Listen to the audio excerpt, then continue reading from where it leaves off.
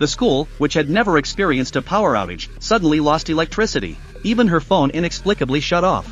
Lucy was left bewildered. Little did she know, this was just the beginning. She heard strange noises outside. Looking out, she saw cars losing control and crashing into each other. Even more terrifying, a plane inexplicably fell from the sky.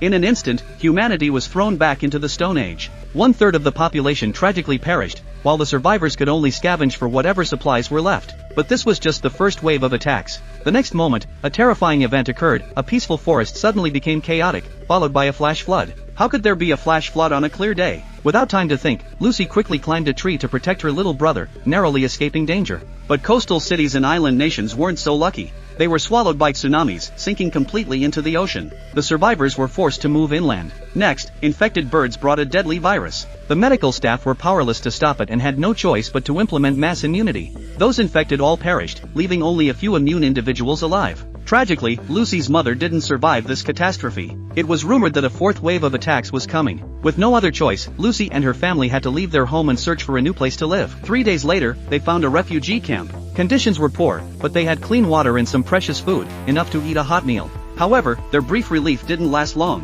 One day, an armed military group suddenly stormed the camp. An officer stepped forward and said he was there to help. A month ago, aliens had attacked Earth, pushing it to the brink of collapse. Today, he was here to take everyone to a shelter and organize a resistance against the aliens. The people were excited, but they were too quick to rejoice. Before long, the military convinced everyone that children should be prioritized. All minors under the age of 19 were taken away, while the remaining adults were gathered together.